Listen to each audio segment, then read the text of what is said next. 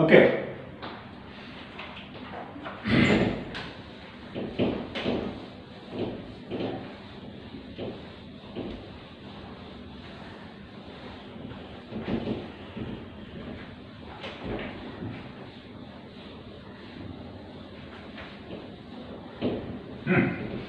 ना देखिए, last time हमने आपको रिफ्लेक्शन एंड रिफ्रैक्शन में रिफ्लेक्शन हमने पढ़ा था, है ना, और लॉ ऑफ रिफ्लेक्शन उसमें पढ़ा था। एक दो क्वेश्चंस मैंने करे थे, ठीक है ना। हम उसी चीज को आगे बढ़ते हुए लिखते हैं। देखिए, अगर ऑप्टिकली हम लोग ऑब्जेक्ट की बात करें कि हम ऑब्जेक्ट किसको बोलते हैं, देखते हैं। ऑब्जेक्ट क्या बोला जाता है ना कि अगर ऐसा है ये तो हम बोलते हैं point of intersection of emerging रे, हाँ, या ओरिजिनेटिंग रे, ठीक है ना। ऐसा लिखते हैं, point of intersection of originating या इमर्जिंग रे, ओरिजिनेटिंग रेज, हाँ ना। देखिए, अगर ये रियली में इंटरसेक्शन मिलता है तो ये आपका रियल होगा ऑब्जेक्ट, हाँ जी। नाउ अगर सिचुएशन ऐसी हो गई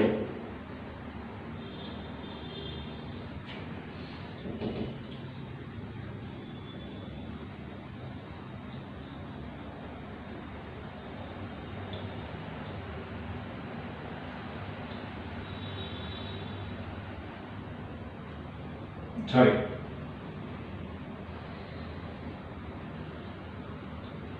ये दैट इज कि उसके एक्सटेंशन को, ये भी ओरिजिनेट हो रहा है और ये इसका इंटरसेक्शन हम लोग ऑब्जेक्ट ही बोलेंगे, पर पता है ये रियली में इंटरसेक्शन मिल रहा है तो रियल ऑब्जेक्ट, और ये इसका एक्सटेंशन है तो इसको हम लोग लिखते हैं वर्चुअल ऑब्जेक्ट, हाँ जी ना।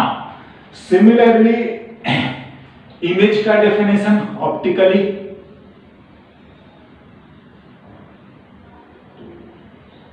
यस, है ना,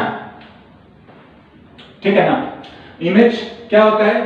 पॉइंट ऑफ इंटरसेक्शन ऑफ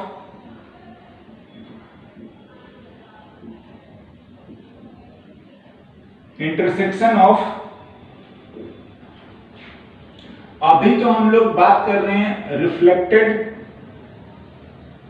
या पता है रिफ्रैक्टेड भी होगा। चलिए मैं ब्रैकेट में लिख देता हूं, ठीक है ना।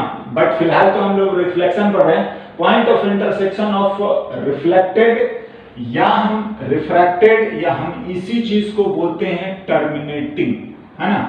पॉइंट ऑफ इंटरसेक्शन ऑफ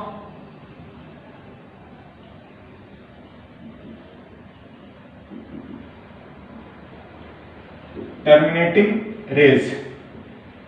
देखिए क्या बोल रहे हैं कि अगर ऐसा रिफ्लेक्शन नहीं है, अगर ऐसा है ना कि इस तरीके से आपको दिया है, ठीक है, तो देखो अगर आप ऐसा एरो लगा दोगे तो ये टर्मिनेटिंग हो गया, नहीं हो गया। ये कैसे आ रहा है, ये सब बातें आएंगी, लेकिन अगर ऐसा है तो ऑफ कोर्स इसी बात को हम लोग इमेज बोल देते हैं। नाउ अगर इंटरसेक्शन रियली में हो रहा है तो this is an real image ना। अगर इस तरीके से है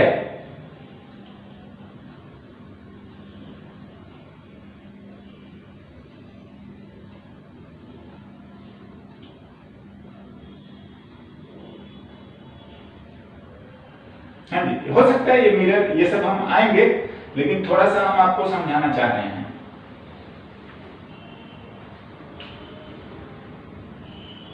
हाँ जी, तो ये रिफ्लेक्ट हो रहा है, ये आपका इमेज, और ये आपका आ जाएगा वर्चुअल।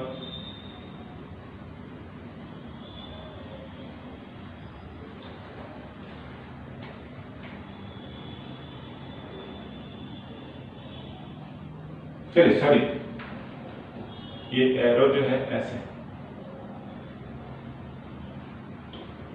है ना, इस तरीके से, ठीक है।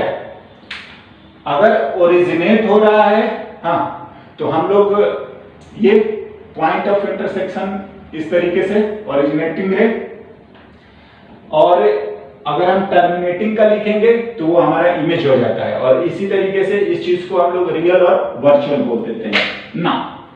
बात आता है कि हम प्लेन मिरर को ऑप्टिकली, कई बार क्या होता है, हम आपको एक चीज और समझाते हैं। देखिए,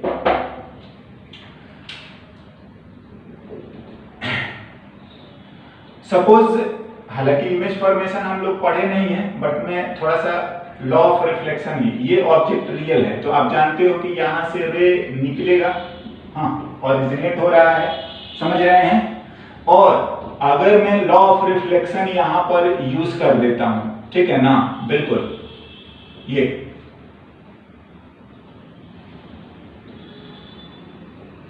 दोनों जगह पे लॉ ऑफ रिफ्लेक्शन यूज कर दीजिए और ये आ गया। देखिए, ये हमारा हो गया इमेज। हाँ, ना अगर हमने इस तरीके से ब्लैक एरो लगा रखे हैं तो पता है जो हमारा ऑब्जेक्ट है वो रियल है, सॉरी, रियल है, हाँ, और जो इमेज है वो हमारा कैसा है, वर्चुअल है, ठीक है ना, ये हाँ ना। बात आता है कि अगर हम इसी एरो को ऐसे लगा दें तो ये हमारा हो जाएगा ऑब्जेक्ट, सॉरी यहां पर थोड़ा गड़बड़ हुआ है, देखिए रिफ्लेक्टेड ही हम लोग लिखते हैं, ये एरो जो है वो ऐसे नहीं, ऐसे ही आएगा, सॉरी रिफ्लेक्टेड ही होता है। आप इसको हटा दीजिए, भले टर्मिनेटिंग और ओरिजिनेटिंग का जो मैटर है ना, ये भले काट देना, हम इसी चीज को रखते हैं। देखो ओरिजिनेटिंग है इसलिए मैं बात कर रहा हूं ना, इसलिए मैं बोल रहा हूं बिकॉज देखो एक्चुअली क्या है ना कि एक रिवर्सिबिलिटी प्रिंसिपल ऑफ लाइट हम बोलते हैं, वो क्या होता है कि जिस पाथ से लाइट जा रहा है वो उस पाथ से आता भी है, ठीक है ना। तो हम क्या बोलते हैं, ओरिजिनेटिंग और टर्मिनेटिंग ना लिख के हम लोग ये, है ना, तो ऐसा लिखेंगे। और ऑब्जेक्ट के लिए हम लोग लिखते हैं, ये आपका जो लिखेंगे वो इंसिडेंट लिखते हैं, क्योंकि देखो ये थोड़ा सा क्या होता है ना कि हम एरो जो है अपने चॉइस पे लगा सकते हैं, तो ऑब्जेक्ट के लिए इंसिडेंट रे का होना चाहिए, समझ रहे हैं, इंसिडेंट रे का पॉइंट ऑफ इंटरसेक्शन। और इमेज के लिए जो होना चाहिए रिफ्लेक्टेड या रिफ्रैक्टेड रे का, है ना।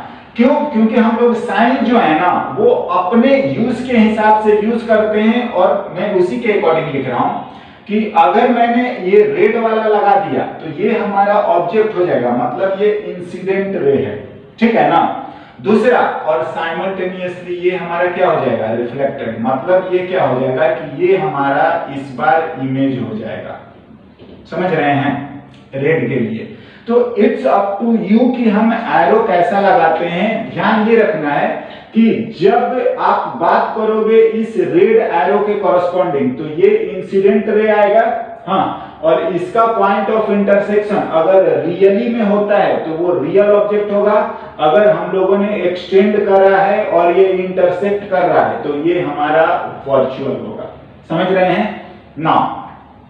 यहां पर भी यही बात है, अगर रिफ्लेक्ट हो रहा है जैसे रेड वाला एरो यूज करेंगे तो रिफ्लेक्शन के कॉरस्पॉन्डिंग ये इंटरसेक्शन रियल है तो ये इमेज होगा, और वो कैसा होगा, रियल होगा।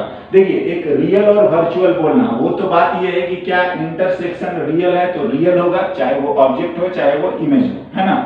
दूसरा बात आता है ऑब्जेक्ट, ऑब्जेक्ट का डेफिनेशन इंसिडेंट रे पे चाहिए, है ना, and that will depend upon आपका एरो। हाँ, ऐसा भी सिचुएशन आता है कि किसी एक को हम एक के लिए ऑब्जेक्ट बोलते हैं तो ये साइमल्टेनियसली दूसरे के लिए इमेज भी हो जाता है ना। बट इस एरो के बेसिस पर हम डेफिनेशन को याद रखेंगे हमेशा ना। नेक्स्ट,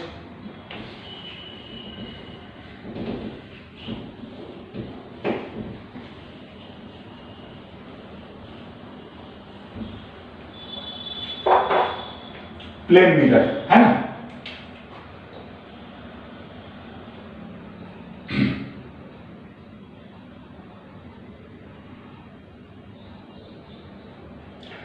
प्लेन मिरर, देखिए प्लेन मिरर क्या है ना, कोई भी थिक, हाँ हल्का सा ऐसा थिक ट्रांसपेरेंट मटेरियल, हाँ जी, को हम कोट कर देते हैं। इसको हम लोग कोटिंग बोल लीजिए, पेंटिंग बोल लीजिए, सिल्वरिंग बोल लीजिए, हम ऐसा पेंट कर देते हैं।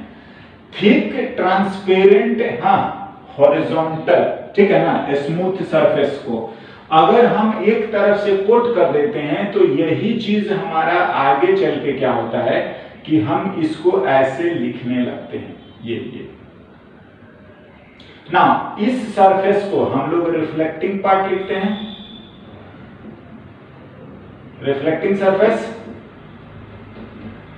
हाँ जी, और ये नॉन रिफ्लेक्टिव, मतलब इधर से कोई रे आएगा जाएगा ये सब नहीं होता है, या आप चाहें तो लिख सकते हैं। यहां का कुछ अभी हम काम नहीं करेंगे, जो होता है वो इस साइड का रे का रिफ्लेक्शन होता है ना, नो डाउट ये जो चीज है वो यहां पर होता है। प्लेन सरफेस, प्लेन मिरर लिखा है, ये plane surface, thick plane surface को आप एक तरफ से कोट कर देंगे तो वही जो भी है इंस्ट्रूमेंट या डिजाइन है वो हमारा प्लेन मिरर की तरह बिहेव करता है ना। ऑफ कोर्स प्लेन मिरर के लिए भी हम लोग लॉ ऑफ रिफ्लेक्शन और ये सारी तमाम चीजें यूज करते हैं, ठीक है ना, एंड होगा भी। हम इससे रिलेटेड एक दो बात लिख रहे हैं, क्या, no doubt law of reflection as it is, not कि प्लेन सरफेस के लिए मैंने बताया है, रिफ्लेक्शन नहीं, कि सरफेस चाहे कैसा भी हो, या रिफ्लेक्शन जो है रेगुलर हो या डिफ्यूज्ड हो, है ना, uneven surface, law of reflection तो एवरीवेयर वैलिड है और वो यहां पर भी लिखेंगे। हम आपको बताना जो चाह रहे हैं वो ये कि image formation in plane mirror कैसे लिखते हैं। Image formation in plane mirror, देखिए अगर आप बात करोगे ना तो जो यहां पर काम करते हैं हम लोग वो of course law of reflection के अकॉर्डिंग ही करते हैं। सपोज ये ऑब्जेक्ट है, आप ना कोई सा भी दो लाइन मान लो, मान लिया हमने एक ये लाइन मान लिया, ठीक है ना, तो हम यहां पर लॉ ऑफ रिफ्लेक्शन यूज करेंगे, समझे, हाँ ठीक है, ये रिफ्लेक्टेड रहे, आप इसको एक्सटेंड करिए ना, आप, हाँ जी, देखिए इंटरसेक्शन चाहिए होगा तो कम से कम 2 लाइन तो चाहिए होगा ना,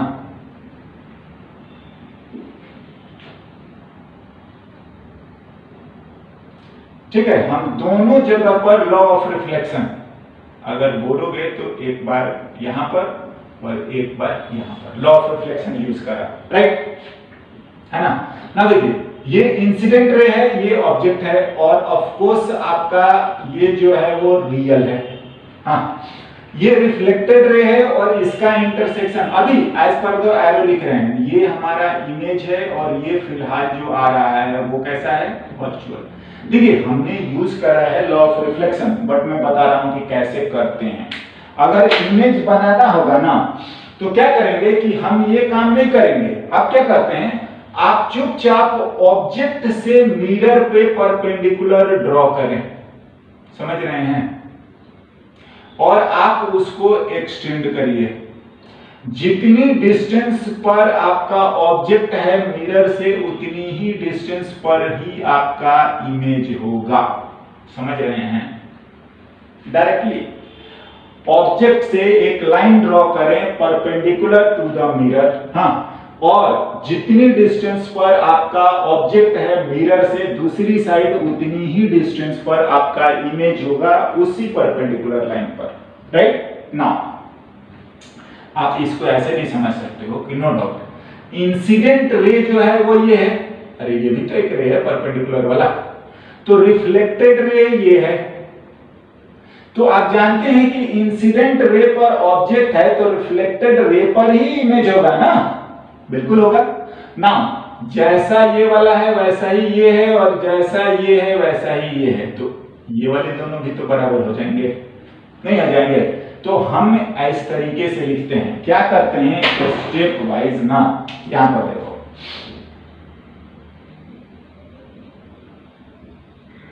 हाँ सीधा, ये लॉ ऑफ रिफ्लेक्शन वाला बात नहीं बोलते हैं, क्या बोलते हैं, draw a line perpendicular to the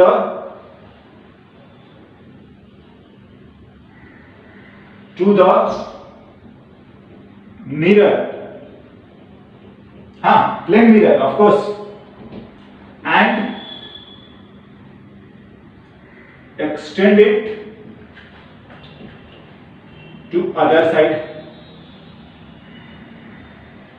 हाँ जी बिल्कुल, आप ड्रॉ करो और दूसरे साइड तक है।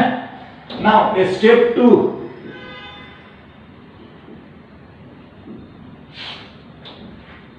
image on the extended line, हाँ at the same distance, हाँ जी ठीक है।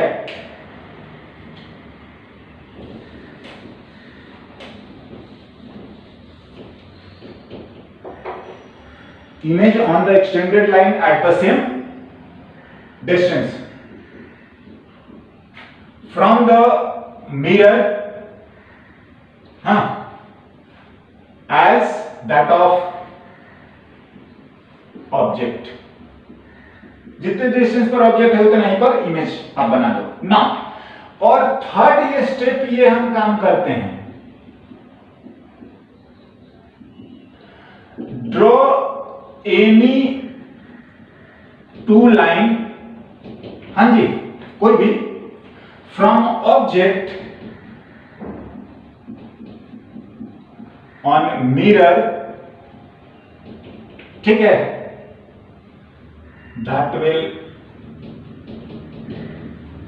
must pass through image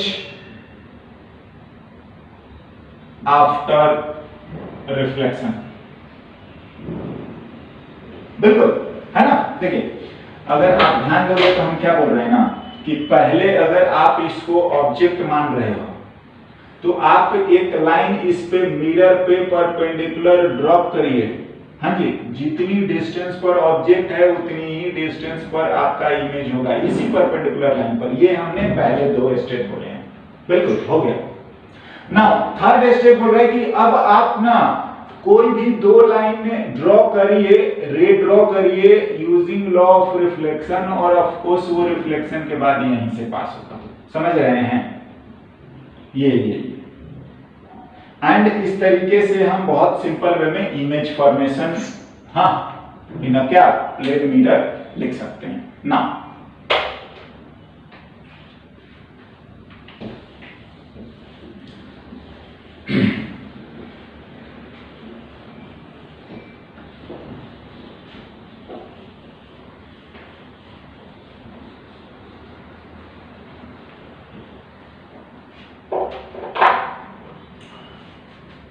okay ना, देखिए अगर मैं बात करूं कुछ और सिचुएशंस की, कि अगर सपोज हमारे पास मिरर यहां पर है और ऑब्जेक्ट हमारा यहां पर है, तो क्या ये इसका इमेज बनाएगा?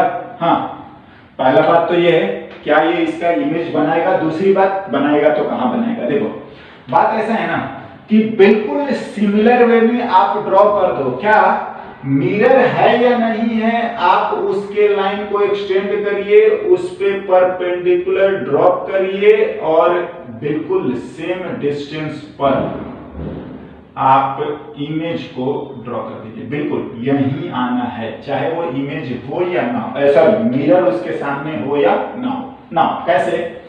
अगर आप बात करोगे तो देखो, ये भले यहां से इधर रे रिफ्लेक्ट नहीं होगा, लेकिन ये वाला तो रिफ्लेक्ट होगा ना।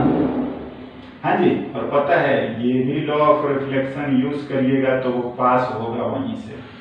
ये वाला तो रे है ना, ये भी अगर आप यूज करेंगे लॉ ऑफ रिफ्लेक्शन तो पास होगा यहीं से। समझे? हाँ ना, देखिए बात ऐसा है ना कि जो ये इमेज है वो दिखेगा किसको? वो दिखेगा इनको, ये रिफ्लेक्टेड रे वाले को। देखिए इमेज बनना अलग बात है, इमेज तो बनेगा ही बनेगा, बिल्कुल आप मिरर के परपेंडिकुलर ड्रॉ करें and on the same line same distance image बना दीजिए। बात है वो दिखने वाला, दिखेगा इस रीजन में, और इस चीज को हम लोग बोलते हैं फील्ड ऑफ व्यू। क्या है ये?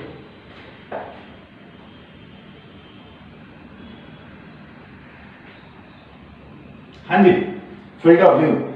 ये एंगल भी आपसे पूछ सकता है, ये लोकेशन भी पूछ सकता है, इससे रिलेटेड हम लोग कुछ एग्जांपल से देखेंगे, बट मैं फिलहाल लेकर रहा हूं फील्ड ऑफ व्यू। क्या है? टू सी इमेज, हाँ, observer must present in that area. हाँ जी, इसको देखना है तो इस, हाँ, जितने दूर से जितने एंगल में या कोऑर्डिनेट भी, हाँ, जिस रीजन से हम लोग उसके इमेज को देख सकते हैं उसी को हम लोग फील्ड ऑफ व्यू बोलते हैं। नाउ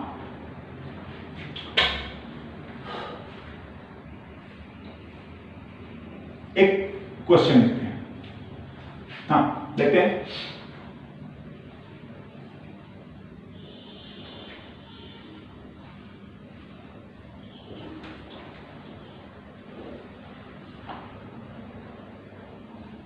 हाँ जी, एक्स एक्सिस, वाई एक्सिस,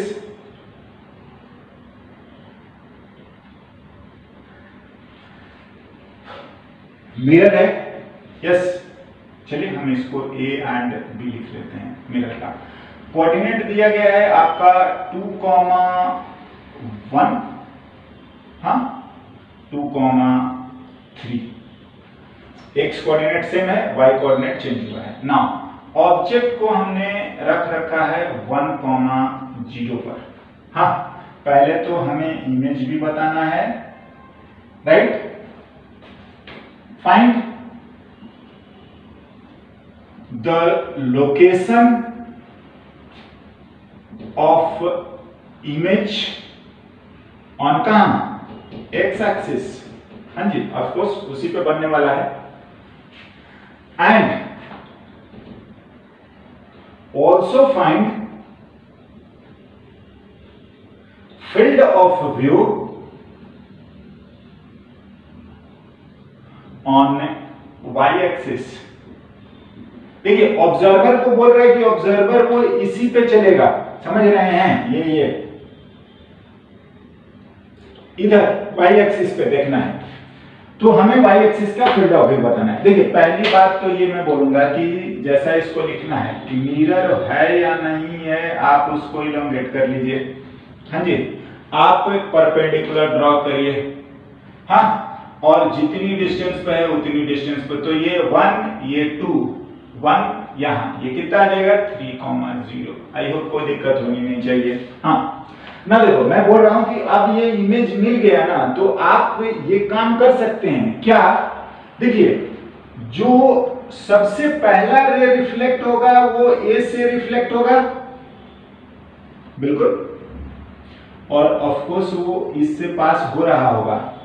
हाँ जी, मैं बोलूंगा ना कि आप चाहेंगे तो इसके कॉरस्पॉन्डिंग जो इंसिडेंट रे है वो चाहे तो ड्रॉ करिए, नहीं तो मैं ब्लू वाला लाइन, कोई जरूरी नहीं है, हम जानते हैं इमेज यहीं बनना है, ठीक है, रिफ्लेक्टेड रे वहीं से पास होनी है ना। दूसरा मैं बोलूंगा कि एक रे, पहला ये रिफ्लेक्ट होगा, हाँ, अगर मैं R1 बोलूं तो लास्ट वाला हमारा ये रिफ्लेक्ट होगा, और इसके बीच में, सॉरी,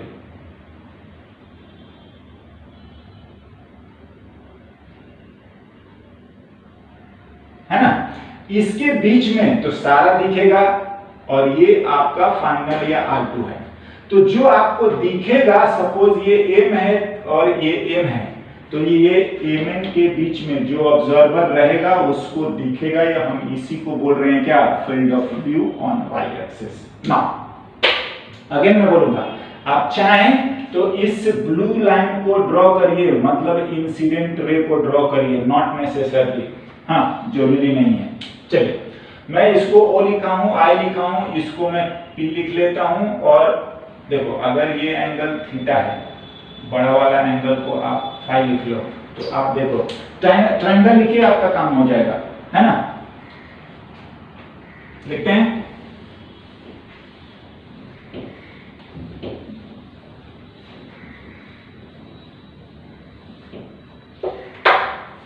ओके देखते हैं।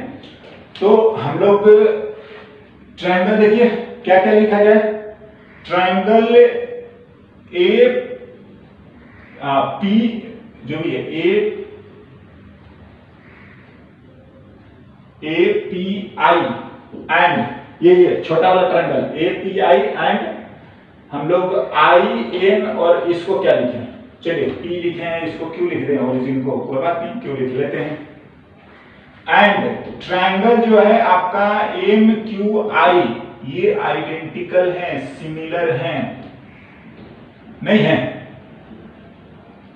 हाँ बात ऐसा है, tan थीटा मैं लिखूंगा तो वही रेशियो, हाइट का रेशियो मतलब AP upon PI equals to MQ upon QI। हाँ जी, तो QI को जो अगर M को हम लोग y1 मानते हैं, मतलब ये हमारा 0,y1 है और ये हमारा 0,y2 हो जाए, तो y1 से y2 आ जाएगा। एंड दिस इंप्लाइज कि AP जो है वो तो 1 यूनिट है, नहीं है, हाइट पहला वाला AP 1/PI, PI भी आपका 3 माइनस, हाँ जी PI 3 माइनस, ये इतना माइनस करना पड़ेगा यानी कि 2, MQ y1/q से I 3, y1 की वैल्यू आ गई 3, ये तो 1 ही है ये, यस। नाउ ट्रायंगल आप लिख लीजिए, ट्रायंगल एंड हम लोग बात करेंगे ट्रायंगल बड़ा वाला BPI एंड आपका MQI, triangle BPI and sorry MQI are similar. फिर से tan फाई लिखिए, tan फाई लिखेंगे तो BP upon PI equals to बड़ा वाला ट्रायंगल NQ/QI, B से P आपका 3 है, बाई PI 1 है, N से Q I 2 है और Q से I 3 है, दिस इंप्लाइज y2 आ गया 9। देखिए फील्ड ऑफ व्यू रीजन लिखोगे, फील्ड ऑफ व्यू, तो वो नो डाउट आपका जो आ रहा है वो mn है, और ये कोऑर्डिनेट जो है y1 की वैल्यू कहां 3 to y2 की वैल्यू 9, यस। हाँ नाउ नेक्स्ट अगर हम लोग और कुछ इससे रिलेटेड लिखें